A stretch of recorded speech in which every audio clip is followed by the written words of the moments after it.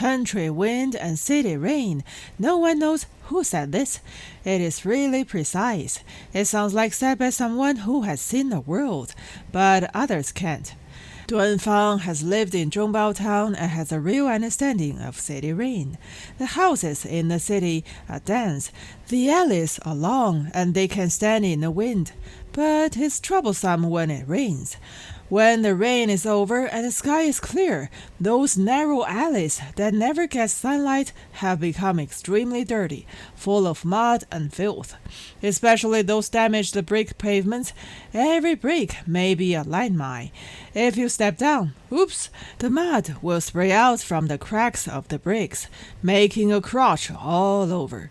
Sometimes they also bring a rotten vegetable leaf or two, smelly fish intestines, or deformed chicken feathers.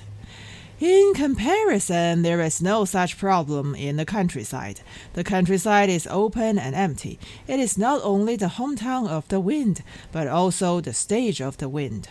The wind in the countryside is unobstructed, unrestrained, unlimited, unbegun, and endless. It is omnipresent, especially wanton and wild.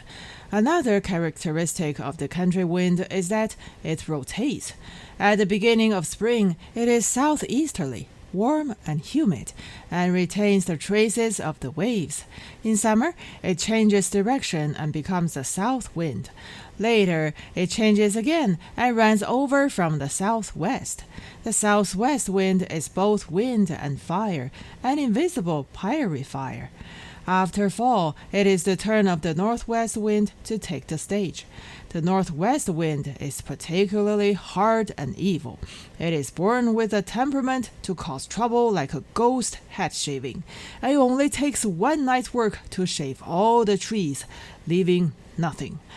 And once the northeast wind comes, it must be deep winter, and it can only be greeted by bare branches. So it is accompanied by whistles and huge snowflakes. Therefore, it is both desolate and warm. It all depends on the warmth of your quilt at home. The wind turns like this, and it is exactly 1 year to turn around. There seems to be a pattern, but no one knows where it comes from or what it will do.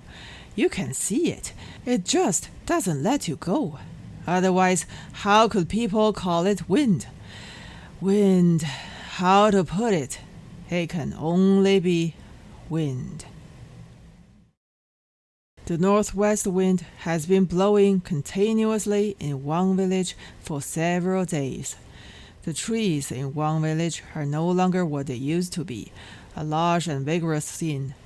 They are jagged, so skinny that only bones are left, and showing their original shape. They hang in the air like beggars taken off, naked. The ground is full of tree leaves, dry, withered, and yellow, hovering on the ground, rustling. In such a wind, the film projection team of the commune came to Wang village and brought The Wheels Rolling by August 1st Film Studio. Considering that this is a new film, there are more audiences from the neighboring villages, and the film screening team set up a screen in the rice field. The rice has been cut away, but the stalks of rice straw are still everywhere, a little muddy and a little poking, so it's not good for playing a movie. However, compared to being muddy and pokey, the biggest trouble is still the wind. The wind is so strong that the screen is less like a screen, more like a sail, and the audience is like sitting on a sailboat. They stayed still, but they had already chopped the waves. For most people, a movie is a movie. Watch it, then leave, that's all. However, for young people, a movie is just a prelude, and when the movie is over, their entertainment can be regarded as the real beginning. What they value more is the group battle after a movie, that is, a united fight. Movies are secondary and become an excuse. This time, people from Wang village and Zhang village fight. The next time, people from Gao village and Li village fight. And the next time, people from Li village and Zhang village fight. Round and round, take turns. There is one characteristic of fighting this thing which is especially addictive. Especially in a group fight, you only have to experience it once, and you will never forget it, and you will always be thinking about it in your heart. Whether it's beating or being beaten, winning or losing, you want to do it again. Why is fighting so attractive? Saying it can scare you. It hurts. People who don't fight at this point will never understand. Pain is fun. When you're hit, when your pain surges up, you will find that you're not afraid. Your bravery is amazing. Your explosive power is amazing. Your anger rushes to your head, and you have unparalleled pleasure. You suddenly go crazy and become a strong and powerful person. Pain can make the timid bold, the bold brave, and the brave heroic. You will be shocked by yourself. Your potential is huge. Those things that you dare not do or cannot do, you can do all of a sudden, and you don't even blink. Therefore, young people in the countryside like movies. Movies are only one aspect, and the other aspect is fighting, which is pain. After the fight is over, the pain is over. People feel comfortable all of a sudden, and after the addiction is over, they can feel comfortable for about 10 days. The more you think about it, the more you are afraid. The more you think about it, the more you are satisfied. In a sense, this night's movie was played for Duanfang alone. Duanfang's image of being good at fighting, especially the image of wisdom and courage, was completely established after the movie ended. After all, this piece of Duanfang's word was not created by him, which was Pei Quan didn't accept it. Duanfang didn't use a knife, a stick, or a fist, and completely replaced Pei Quan with coup d'etat. It was neither honest nor tested. Pei Quan must carefully and comprehensively examine Duanfang this evening. Whether it's a mule or a horse, it has to be put out for a walk. Fighting this thing, of course, requires strength, but strength itself is not enough. After watching the movie, Duanfang, whether you are real or fake, all of you will be brought out at once. If you can't, Duanfang, our days are still long. The movie is good. This is a film about liberation. In other words, it can only be a film about war. It is also a film about people, enemies, bullets, explosions, history, sacrifice, destruction, glory, blood, ideals, hatred, corpses, victories, thousands of troops, and mountain movements. To sum up, through the diffused smoke, the people are getting better and the enemy is getting worse. The movie is good because the scene is huge and the casualties are huge. It's good to watch them. The explosions and death are incomparably magnificent, big and large. The world is full of lives and death. The second time the film was changed, Hongqi squeezed out of the crowd as he wanted to pee. Pei Quan went with him. This is the case with unpromising people with a lot of feces and urine. When excited or scared, his excretory system is extraordinarily crazy. Hongqi is just that. Hongqi came to the periphery, took out his thing, and peed happily. There was a person beside him, a stranger, not sure if he was from Li or Gao village, who was also peeing. Pei Quan walked to his side, facing the stranger's face, and spit as soon as he got close. Left when he was done. When they came back, Hongqi's face was particularly bad, as if he had been beaten. He covered his cheek with a palm and kept babbling. Fuck. Duanfang glanced at Hongqi across Pei Quan and asked, "Had a fight?" Hongqi said, "Yes." Duanfang said, "With whom?" Hongqi said, "I don't know." Duanfang said, "Have you seen that person's face?" Hongqi said, "Yes." Duanfang said, "Which village is he from?" Hongqi said, "It seems Gao village." Duanfang said, "Who fought first?" Hongqi said, "I did." Duanfang said, "Why did you?" Hongqi said, "He looks like the enemy company commander in the movie. I can't stand it." Duanfang said, Has he fought back? Hongqi said, yes. Duanfang said, did you take him down? Hongqi said, no. Duanfang said, why? Hongqi said, this guy has hard fists. Obviously, Hongqi suffered a loss. Duanfang no longer talked. Pei Quan interjected at this time. He asked Duanfang in a low voice, do it? Duanfang said, how can my brother be bullied? Of course. Pei Quan stood up immediately. As the second leader of the team, he did his part. Duanfang grabbed him and said, what are you doing? Pei Quan cut in the air with his palm in a decisive manner and said, block their retreat first. Duanfang did not accept his fighting plan, saying, watch the movie. Pei Quan was anxious and said, what if they break through after watching the movie? Duanfang didn't answer, but patted the two little brothers in the front row on their shoulders and whispered to them. The two little brothers got the order and hunched away. Pei Quan said, this is not a guerrilla war, but a positional war. They can do it. They can block it. Duanfang smiled and said, watch the movie. Pei Quan is watching the movie painfully. The battle is coming, and he can't sit still. Pei Quan is no longer watching the movie, just waiting. He's waiting for the end of the movie. As soon as the movie ends, his fists will become howitzer shells slamming into the enemy's position. Of course, it's very important that he wanted to show Duanfang how cold his fists are at the most critical moment. Pei Quan is distracted. He has already entered the battle ahead of time, and every piece of flesh on his body is eager to move, eager for pain. The projectionist changed the film again. This is the last time the film is changed. It must be the last. Wang Village people have already had the experience of watching movies. When victory is coming, it means that the movie is coming to an end.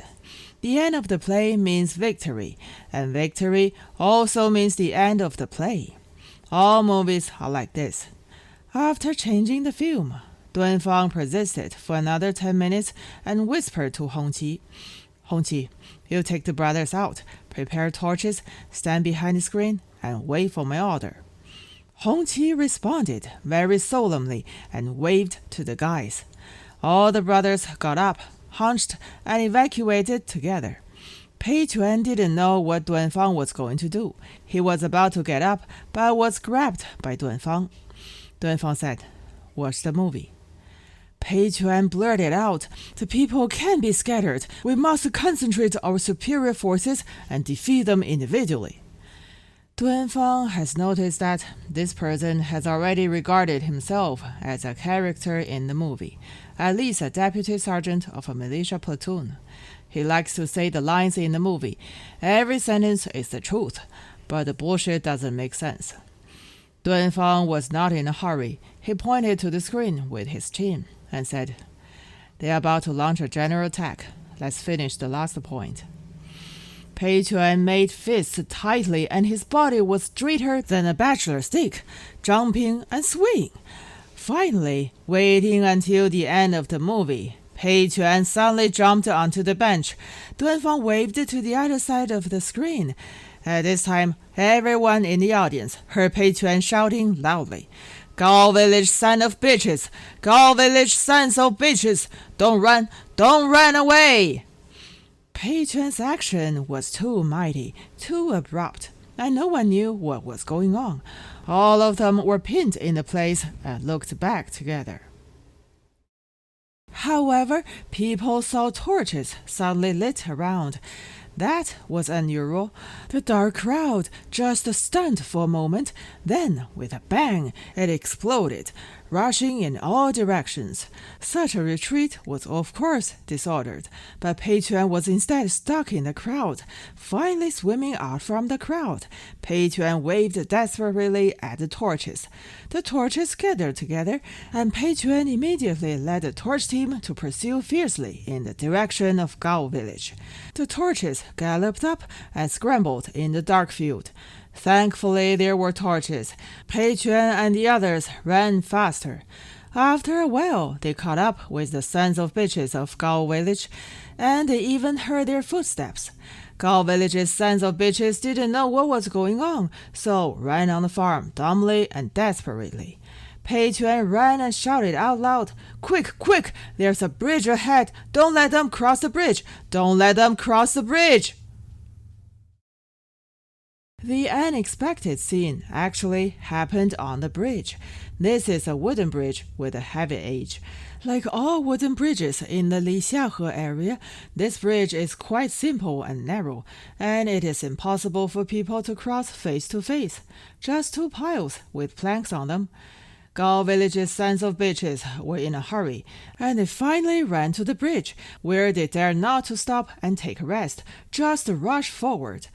But the board in the middle has been removed and is empty.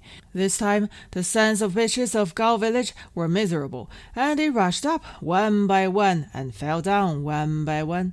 You can hear a boom and another boom on the water. The people behind clearly heard the movement on the water and knew what was going on. But they couldn't hold their feet and couldn't help themselves, so they could only jump down. Your ass sat on my head, my feet stomped on your belly, messed up, screaming. At this time, Pei Tuan and the others came, holding torches, standing on the bank of the river, and looked at the scene in the river in surprise. The young man in one village cheered and jumped for joy. The scene in front can be said to be an unexpected surprise. No one expected such an ending, no one. So moving, so exciting. Although it is not a severe winter, the river water in late fall is cold after all, and with a biting strength, it can almost be called freezing. A group of sons of bitches is lively in the water, and they keep fluttering, which can be described as embarrassing. Hong Qi screamed and suddenly spit on the water, spit, cursed, and stamped his feet. He cursed loudly in a particularly strong and high-pitched rhythm.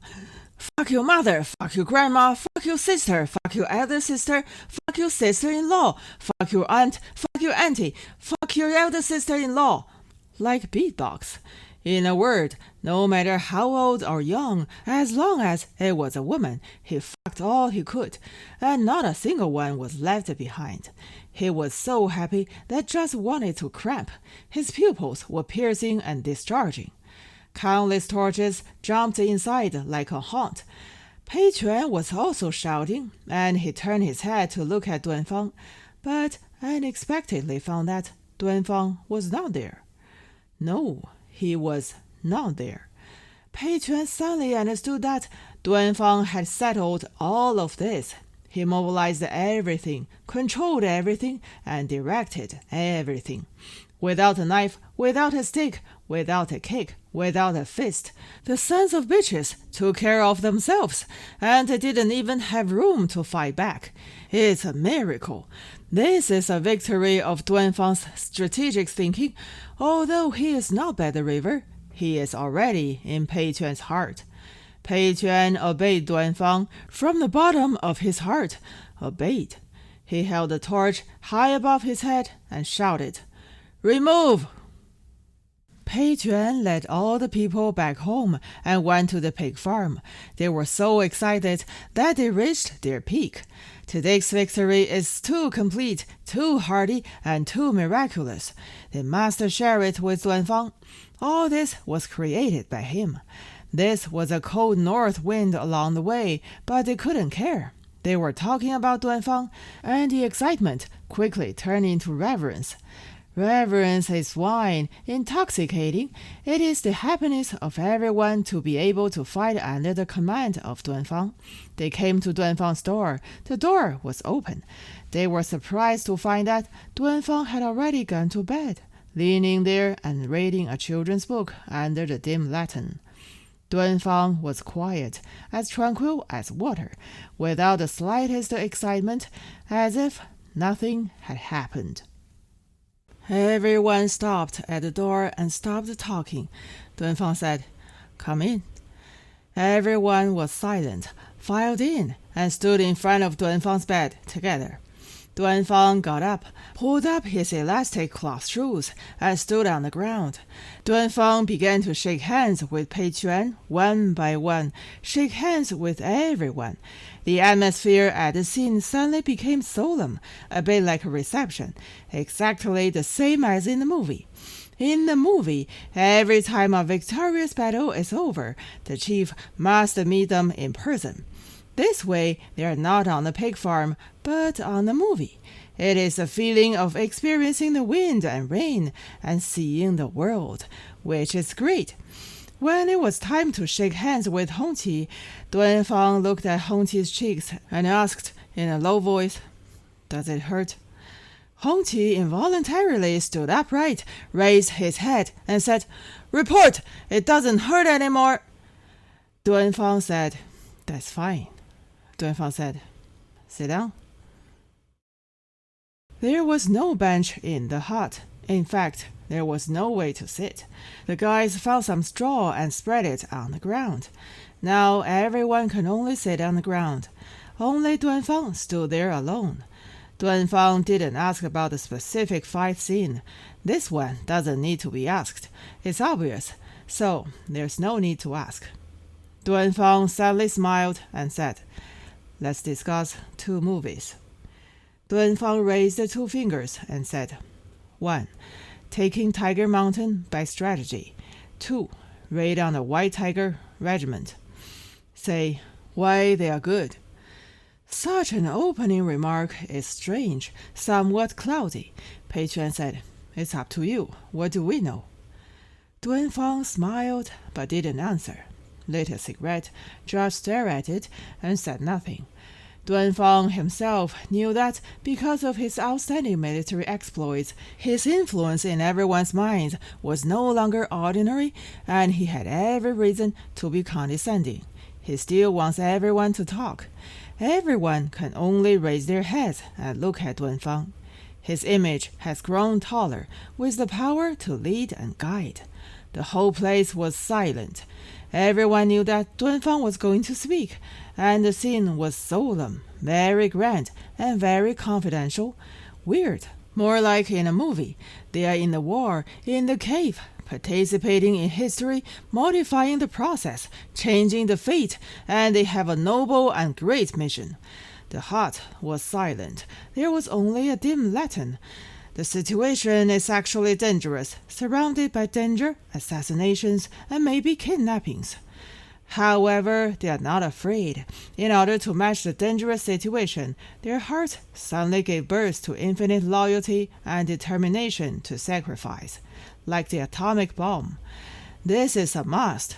Their pupils are solemn and scared, and they have the heart to go to the execution ground for fear that they will be left behind.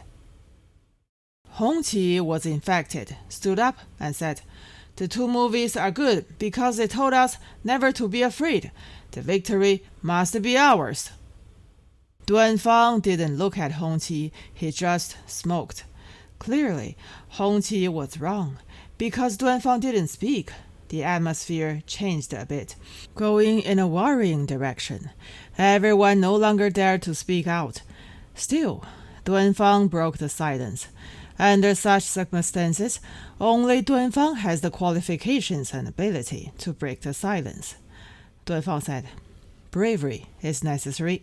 Bravery is what you need at any time. But that's not the most important thing."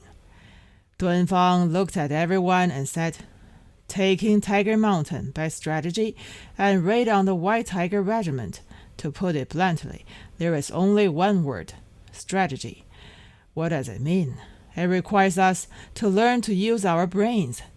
Bravery and recklessness cause a lose-lose. So, both are not the way to go. We have to use our brains." Everyone was relieved and realized that Duanfang was good and right. It turned out to be quite confusing, but after Duanfang's little bit of manipulation, their hearts suddenly became clear, and their eyes suddenly lit up. But Duanfang's words changed the rudder, and Duanfang said, "Judging from the situation tonight, some of us are not like this." Duanfang concluded, This is not good. The tone of Duanfang's words was very light, but it was precisely because of the lightness that it was extraordinarily powerful. Hongqi lowered his head and became nervous. Duanfang said, I'm here to remind very few people that if this continues, such as issuing orders randomly and being agitated indiscriminately, they will be suffering. This trend can't last. We must unify our thoughts. Hongqi still lowered his head. However, he heard it. Everyone heard it, and Duanfang pointed out to another one. When did Hongqi ever issue orders indiscriminately? It wasn't even his turn. Although Duanfang did not name him, everyone knew that Duanfang had an opinion about Pei Quan and was quite dissatisfied and angry with his performance tonight. However, Duanfang did not name him. Unnamed criticism is more powerful. It is usually 1/8 the power of the atomic bomb, and you don't even have a chance to justify or refute it. No one called your name. What do you jump out for? This time, very individual people had to acquiesce. Pei Quan was sitting in the middle of everyone, depressed and uneasy, as if there was an invisible force holding him down. Da Lu's mouth was tightly closed, and Guo Le's mouth was also tightly closed. All mouths were closed. Everyone felt that Pei Quan's position as the second runner-up in this team was a little dangerous. Who ranks second is the top priority of a team. Everyone is waiting for Duanfang to speak. He must have a lot to say this evening. Unexpectedly, Duanfang turned around, put up the cover of the lantern, and blew it out with an ha sound. Duanfang said in the dark, Let's end it here today. Everyone was extremely surprised. Why should they dismiss? But they did. They could only get up from the ground and walk out in the darkness. Pei Quan walked at the back with a heavy heart. Obviously, the pressure in his heart is bigger. He has been looking forward to it days and nights. The news of the conscription finally arrived. As soon as Duanfang got the news, he came to the big warehouse and told the good news to Demon. Duanfang had a reason for doing this. He had thought about it. He hoped to join the army with Demon. No matter how bad Demon is, he is an urban guy. He sees a lot of the world. He can be with him, and they can take care of each other. Demon had just had dinner and was sitting there picking his teeth with a straw, with his mouth crooked and a bad look on his face. Because he was in a good mood, Duanfang deliberately kept confusing when he was talking, saying, Brother, we are almost done. Demon's chin and chest moved as if he were laughing, but it didn't look like a laugh. Duanfang couldn't stand it any longer and gave up. He beat the table with his fist and said word by word, It is recruiting! Duanfang's heart was already sitting in the car, maybe even on the train, facing the boundless distance, facing the wind, galloping fast. Demon didn't move, just held the straw in his mouth and kept chewing with his teeth. Finally, he spit out the straw in his mouth. Demon said, The motherland needs to be defended, but it needs to be built even more. This sentence is irritating, somewhat yin and yang, which is the consistent style of Demon. Duanfang said, What are you pretending to be? Demon smiled, lay down on the bench, put his hand under his clothes, touched his belly, and said, I'm finally full today. Duanfang said, You take your ears out of your crotch, okay? They are recruiting. Demon sat up, looked at Duanfang, and said, Brother, I want to put my ears in the crotch. Duanfang heard it. Demon is not right. Something must be wrong. In fact, as soon as he entered the door, Duanfang should have seen it, but he was in a good mood and ignored it. Duanfang narrowed his eyes and carefully studied Demon. Demon suddenly became depressed and said softly, I already know. Demon said, I've already talked to her. Duanfang asked, Who? Demon said, Who else could it be? Our Secretary Wu. Duanfang asked eagerly, What did Secretary Wu say? Our party secretary said that the motherland needs to be defended, but it needs to be built even more. Duanfang took out the dry smoke pot and sat down. Secretary Wu can really speak, and her words are correct at all times, absolutely correct, and always correct. So correct that you just want to vomit blood. Duanfang chewed on Secretary Wu's words and had a very bad premonition. On the contrary, Demon didn't care anymore. He didn't say anything, but just kept swaying back and forth. Duanfang's eyes jumped over the head of Demon and stared at the wall behind Demon. The small oil lamp enlarged the demon's head and printed it on the wall. Due to the constant swaying, Demon's head became bigger and smaller, giving people the illusion that he was going all out but couldn't get away from it. It seemed to grow into the wall and became the surface of the wall. Duanfang suddenly remembered that Xinglong had said, Stupid boy, remember, your life is in her mouth. You can be a word from her mouth, or you can be a piece of phlegm in her mouth. It's really so.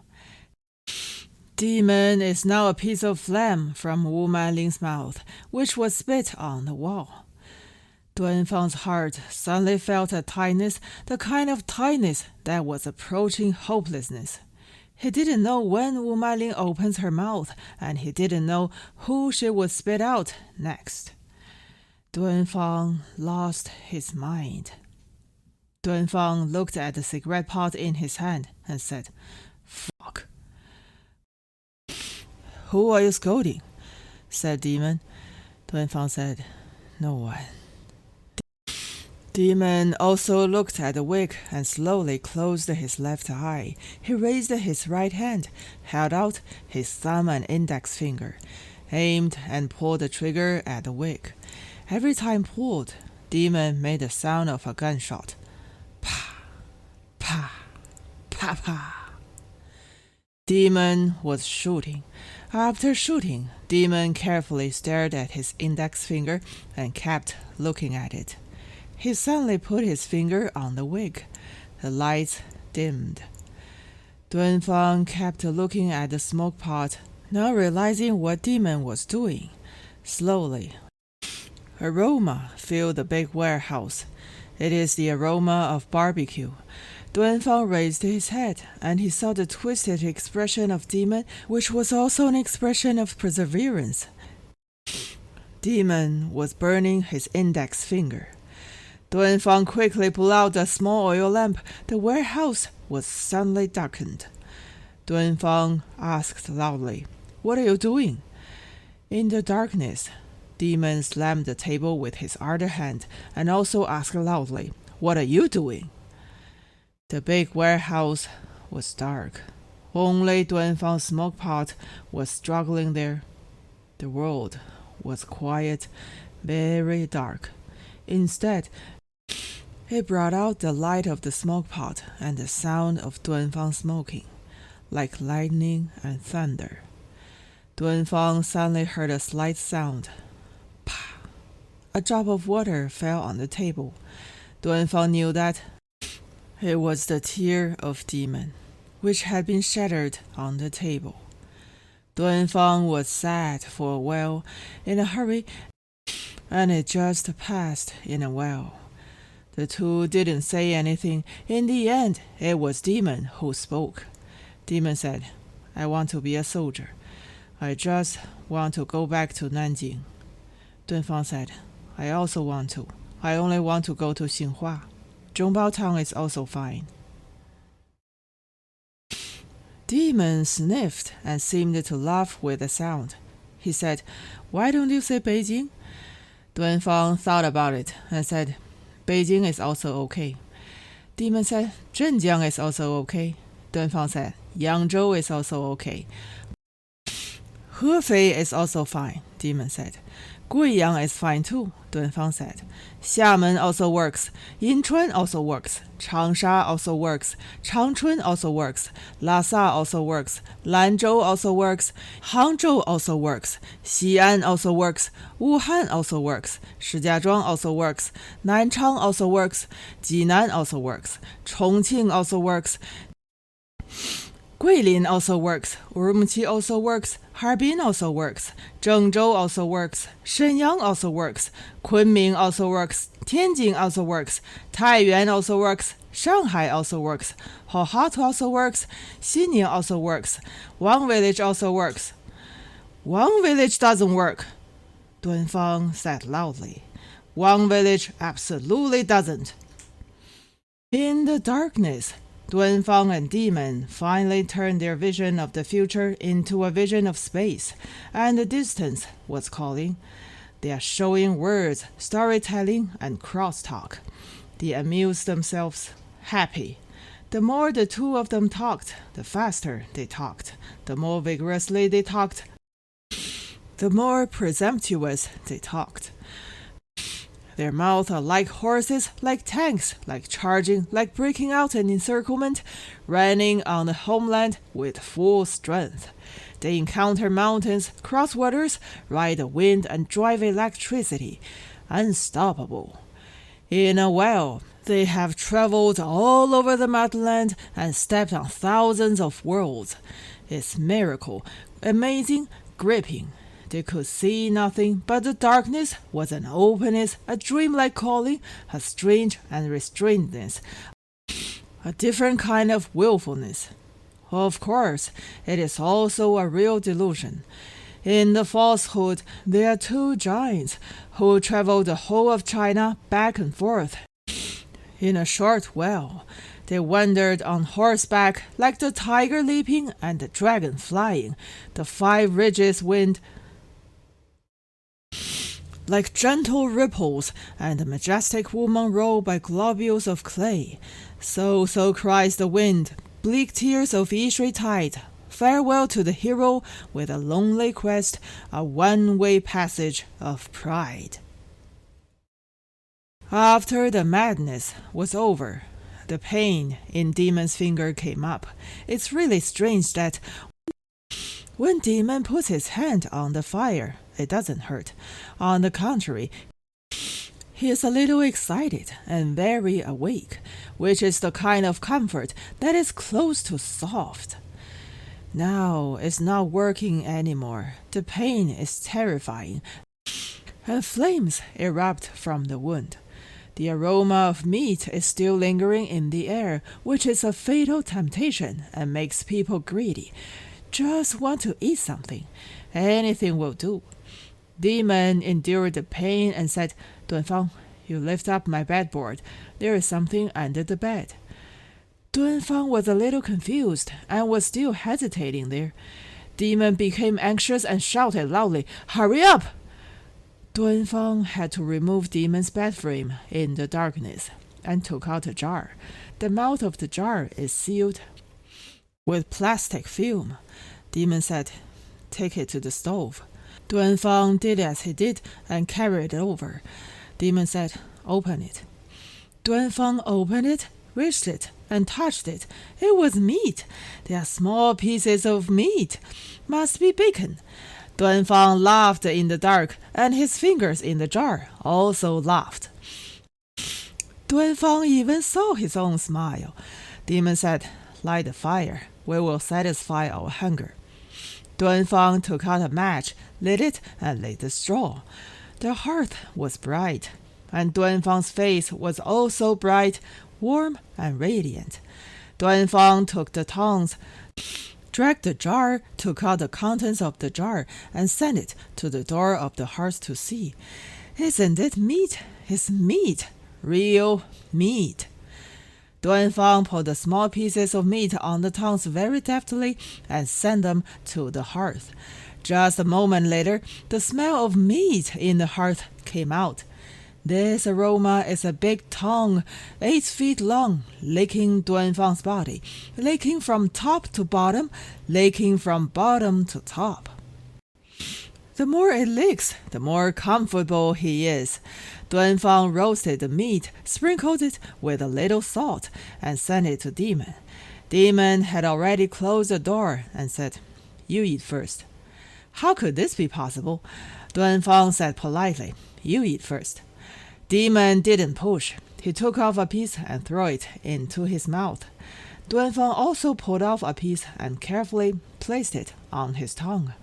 Once chewed, it's delicious. The more chewed, the more delicious it is. The most moving thing is those bones, small, short. The key is crisp. They are crunched when touched by teeth with a long aftertaste, especially attractive. Duanfang stretched his neck and swallowed, and asked, "Is it a magpie or turtle dove?" Demon closed his eyes while chewing and said, "Neither." Duanfang chewed with sounds, tasted faster, and said assuredly, "Not sparrow. The sparrow is not that big. It can't be a swallow, right?" Demon suddenly said 3 words. "It's the mouse." Duanfang stopped, suddenly stopped chewing, stopped talking. Even his eyes stopped blinking. Duanfang's stomach tightened suddenly, and it was lifted up as if being held by 2 hands and squeezed. All of a sudden, it rushed to the throat, dawdling there. It was about to come out with a danger of spraying. Duanfang inhaled, immediately stabilized himself, held on, holding back his strength and pressing down little by little. After repeating this 3 or 4 times, Duanfang won the final victory. He sent what was in his throat intact to his stomach. Duanfang said to himself, "Fuck, others can eat it. Why can't I? Why? It doesn't make sense." Duanfang took another piece from the tongs and put it in his mouth. Demon said, "It's delicious, right?"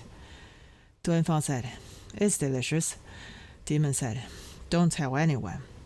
Duanfang said, "Of course." Demon said, "If you tell others, it will be gone. We can't eat anymore."